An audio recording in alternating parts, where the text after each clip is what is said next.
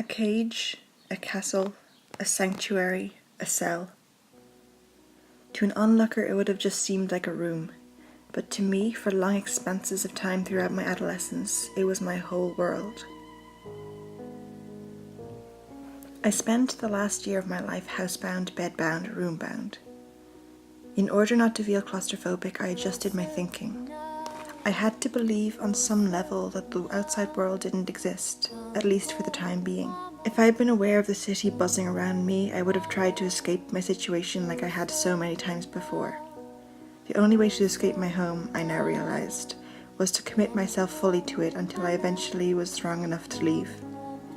So I painted it bright, vivid colors, hot like Mediterranean sunshine, covered it in art and posters and tapestries of various origins, had plants which gave me oxygen and so many mementos from such a vibrant life that I felt like I was still in it. I couldn't afford to feel trapped, so I didn't. It was my sanctuary and I loved it dearly. It then transpired that my room had been poisoning me. So you know what can really screw up your relationship with the space? The knowledge that it's been poisoning you. That can really throw you off. The last 3 months, I went straight from seeing nothing but my house to barely ever seeing it at all. I've lived in many different places, none of which represented anything to me, but maybe freedom. The health shift was powerful. Going from toxic black mold to a clean, warm, dry apartment did me wonders and changed my life. But I also suspect the psychological effects were not inconsiderable. I went from a room, a space, where I felt entirely trapped and dependent, to living alone in a brand new space, buying my own groceries and washing my own dishes.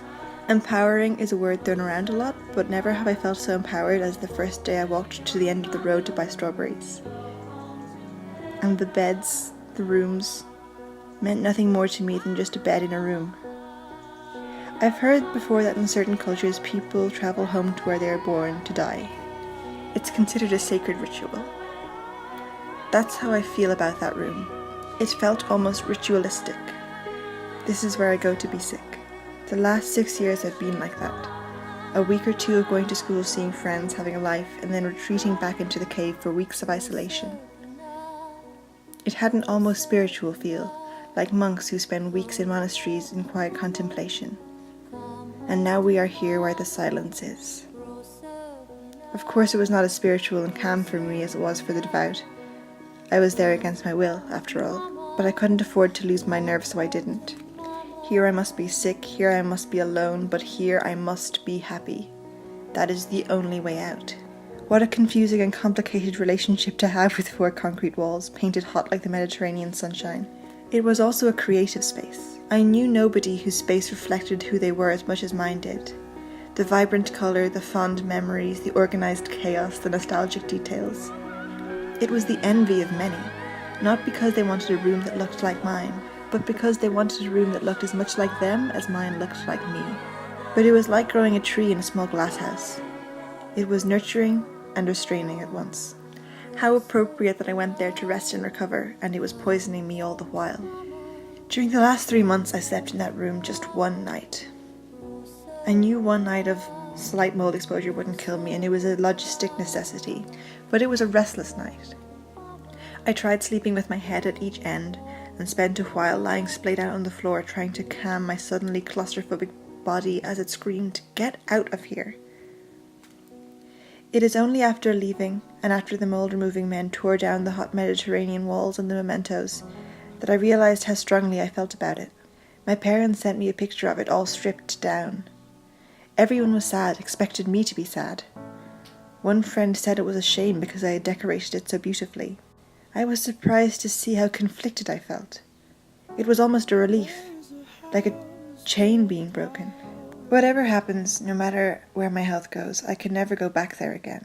Wherever I go from here, bad or good, I can't go back to those hot Mediterranean walls. Back was torn down by men in masks and replastered clean white like a blank canvas. I will never again be the 15-year-old plucked from life and stored away in a little box for a whole year, or the girl studying in stilettos so that she wouldn't fall asleep, tearing her body apart.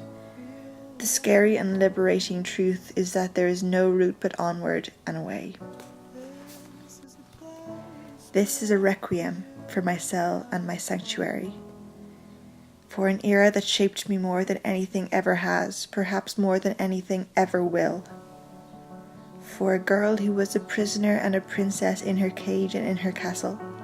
Room, I must look you straight in the eye, or else you will seize me in panic in the dead of night when my brain plays tricks on me and I think that I see hot Mediterranean red. Other times I will mourn and miss the place I have called home in a way that other people may never understand. I will look at it and remember it until my soul soothes and my heart moves on, until one day I recall the vision of those 4 hot walls and see not a prison nor a palace, see nothing but a room.